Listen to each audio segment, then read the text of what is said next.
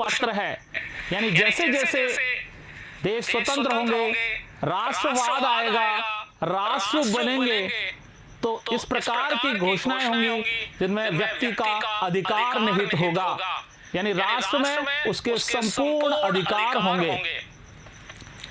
और देखिए यहां नीचे की तरफ आप देखिए कुछ अवशेष हैं। ये अवशेष किस चीज के हैं?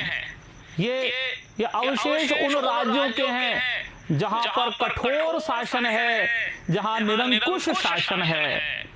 और ऐसा माना गया है फ्रेडरिक सॉर्यू के हिसाब से कि अब उनका अंत निश्चित है। इन अवशेषों की तरह वो निरंकुश शासन भी अब रहने वाले नहीं हैं, उनका भी अंत हो जाएगा। ऊपर से आप देख रहे हैं इसके अंदर ईसा मसीह, अन्य देवता, फरिश्ते वगैरह इसको देख रहे हैं, लेकिन इसमें है किस प्रकार से?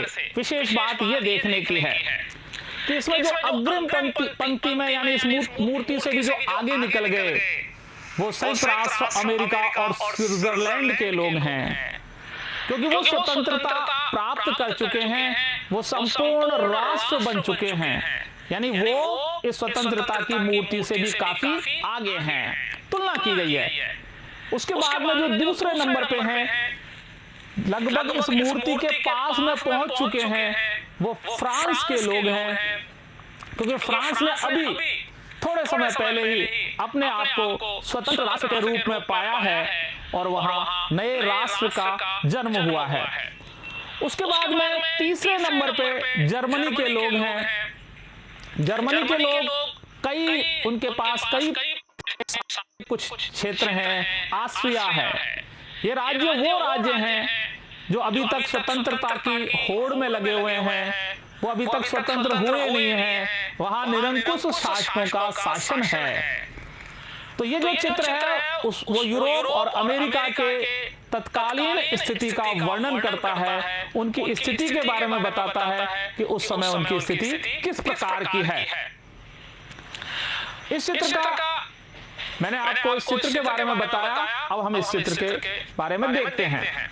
विश्व की प्रजातांत्रिक और सामाजिक गणराज्यों का स्वप्न राष्ट्रों के बीच संधि 1848, यानी फ्रेडरिक सॉर्यू ने कल्पना की है 1848 के अंदर कि विश्व के जो सारे प्रजातांत्रिक राज्य हैं और जो सामाजिक गणराज्य हैं, उनके बीच में आपस में संधि हो गई है, वो सब एक साथ इस जुलूस के अंदर जा रहे हैं। पाजी, वो एक बार 2.5 किलो का हाथ काजी नहीं पाजी। जब ये 2.5 किलो का हाथ किसी पर पड़ता है,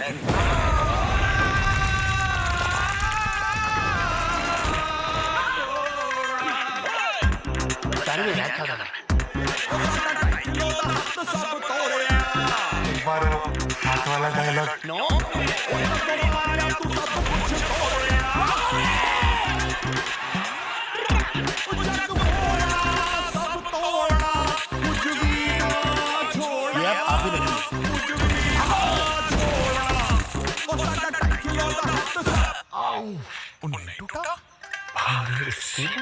प्रॉब्लम मुझ में नहीं है, बाकियों के सीने में है। इसलिए घर बनाओ तो सिर्फ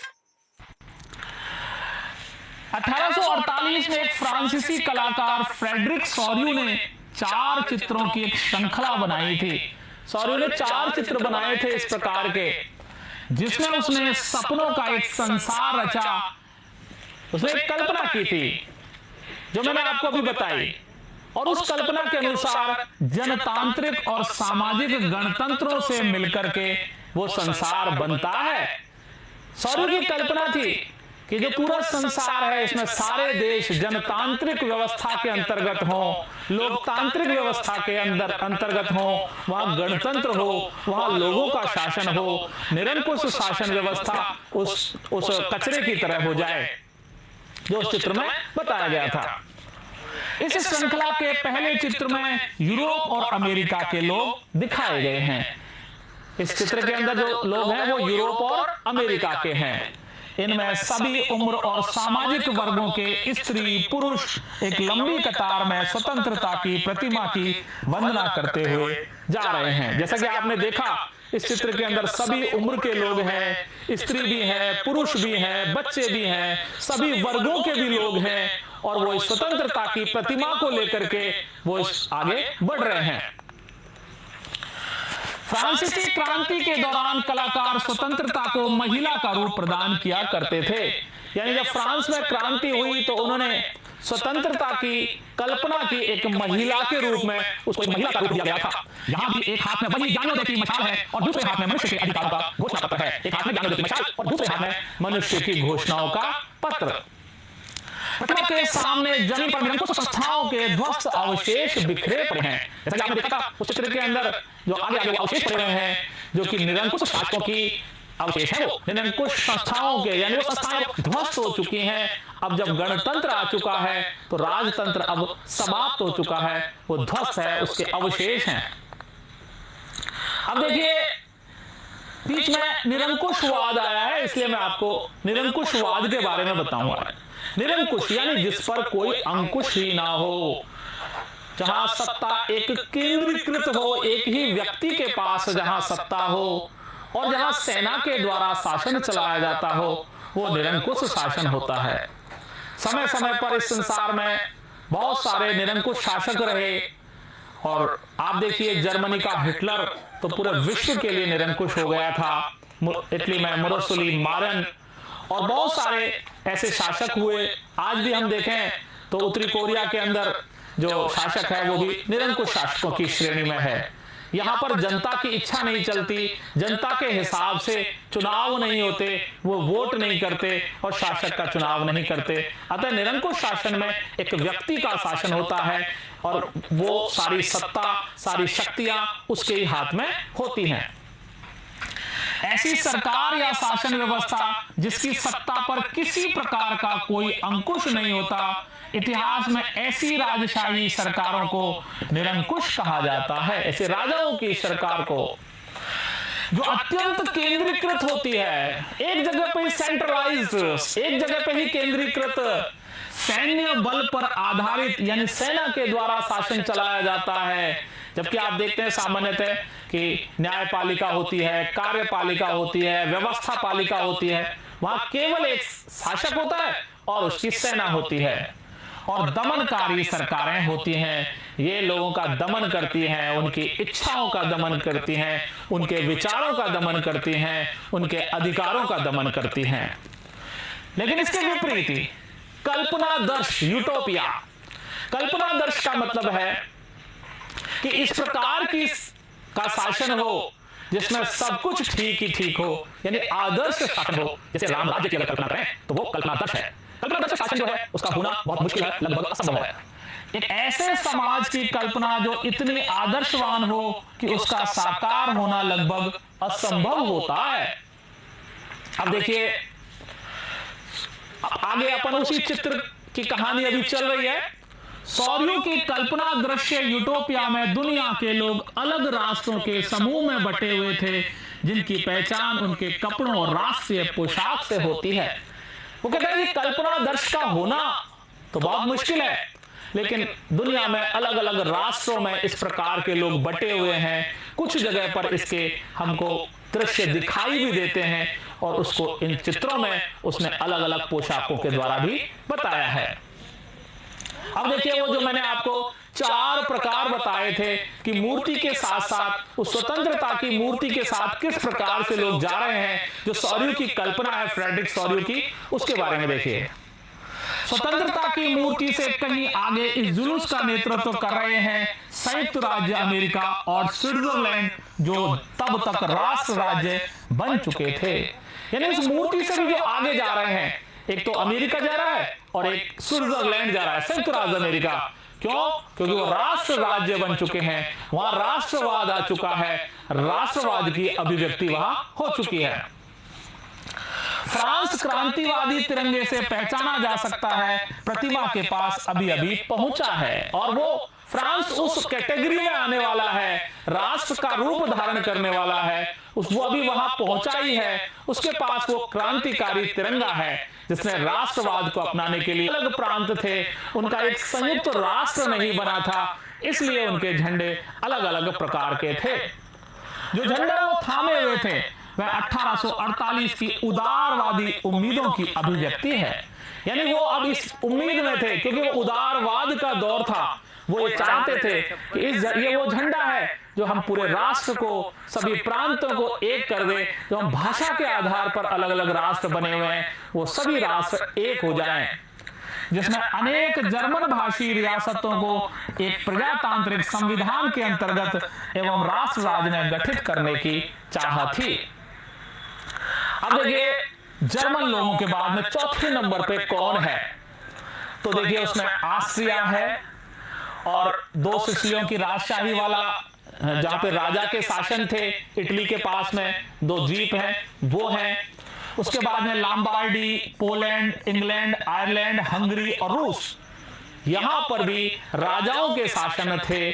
कहां पर आप देखिए रूस में भी जार का शासन था, हंगरी के अंदर भी राजा का शासन था, आयरलैंड और इंग्लैंड यहां पर महारानी का या शासक का शासन होता है, पोलैंड में भी था, लॉम्बार्डी में भी था। इस प्रकार से ये वो राष्ट्र थे जो अभी तक राजशाही से यानी राजा के द्वारा शासित हुए थे और यहां पर अभी राष्ट्रवाद की या राष्ट्र बनने की कोई उम्मीद भी नहीं थी। ये उस कतार में सबसे पीछे थे। अब ऊपर स्वर्ग से ईसा मसीह, संत और फरिश्ते इस दृश्य पर अपनी नजरें जमाए हुए थे। ऊपर से गॉड भगवान ईसा मसीह को देख रहे थे, फरिश्ते देख रहे थे, संत देख रहे थे। वो ये देख रहे थे कि सभी भाईचारे के साथ, एक दूसरे के साथ मिलजुल करके एक दूसरे की मदद कर रहे हैं। और ये जा रहे हैं भविष्य में अगर इनकी उनको जरूरत पड़ेगी, उनकी उनको जरूरत पड़ेगी, तो एक दूसरे की मदद करेंगे। चट्टानों का इस्तेमाल दुनिया के राष्ट्रों के बीच भाईचारे के प्रतीक के रूप में किया है, यानी भाईचारा होना चाहिए, सभी एक दूसरे को राष्ट्र बनने में मदद करें। अर्नेस्ट रेनन भी एक फ्रांसीसी दार्शनिक थे और राष्ट्र क्या है इस संबंध में पहले सोर्बोन विश्वविद्यालय के अंदर अपना एक व्याख्यान दिया। 1882 में सोर्बोन यूनिवर्सिटी के अंदर उनका एक व्याख्यान हुआ। अर्नेस्ट रेनन का विषय था राष्ट्र क्या है, राष्ट्र की परिभाषा उन्होंने विस्तृत रूप से बताई। बाद में उनके उस व्याख्यान को एक निबंध के रूप में दिखाया गया, बताया गया, छपा। उसका हम यहां देखेंगे राष्ट्र क्या है। यद्यपि उस समय राष्ट्र की विभिन्न परिभाषाएं आती थीं, लोग कोई धर्म के आधार पर, कोई वर्ग के आधार पर, कोई भाषा के आधार पर राष्ट्र बताते थे, लेकिन अर्नेस्ट रेनन ने कहा कि नहीं, राष्ट्र वो नहीं है, राष्ट्र वो जनसमूह है जिन सबकी एक ही इच्छा हो, जिन सबका एक ही अतीत हो, जो अभी वर्तमान में सब एक ही बात सोचते हो और भविष्य की कल्पना भी उनकी एक ही हो। इसके अलावा रेनन ने यह भी कहा कि एक ही राष्ट्र के, चाहे शासक हो, चाहे जनता हो, चाहे प्रजा हो, कोई भी हो, वो सब उस राष्ट्र की भलाई के लिए चाहते हैं और सब एकजुट होकर रहना चाहते हैं। राष्ट्र वो चीज है जो सबको एक रूप में, एक सूत्र में बांधती है। फ्रांसीसी दार्शनिक अर्नेस्ट रेनन ने 1882 में सोर्बोन विश्वविद्यालय में दिए गए एक व्याख्यान में राष्ट्र की अपनी समझ को प्रस्तुत किया। बाद में यह व्याख्यान एक प्रसिद्ध निबंध के रूप में छपा जिसका शीर्षक था राष्ट्र क्या है। इस निबंध में रेनन अन्य लोगों के द्वारा प्रस्तावित इस विचार की आलोचना करता है कि राष्ट्र समान भाषा, समान नस्ल, समान धर्म या समान क्षेत्र से बनता है। मैंने आपको भी बताया था कि रेनन से पहले इस तरह की विचारधाराएं थी कि राष्ट्र जो है एक समान भाषा, नस्ल, धर्म और क्षेत्र होने से राष्ट्र बन जाएगा, यानी वो एक ही राष्ट्र हो गया। इसकी उन्होंने आलोचना की कि नहीं, ये इसकी उपयुक्त परिभाषा नहीं है। तो रेनन के हिसाब से क्या था कि एक राष्ट्र लंबे प्रयासों, त्याग और निष्ठा का चरम बिंदु होता है। जब सब लोग बहुत प्रयास करते हैं और सबकी एक ही निष्ठा होती है, तब जाकर के उसका जो परिणाम निकलता है वो एक राष्ट्र है। वीरता से युक्त अतीत, महान पुरुषों के नाम और गौरव, यह वह सामाजिक पूंजी है जिस पर एक राष्ट्रीय विचार आधारित किया जाता है।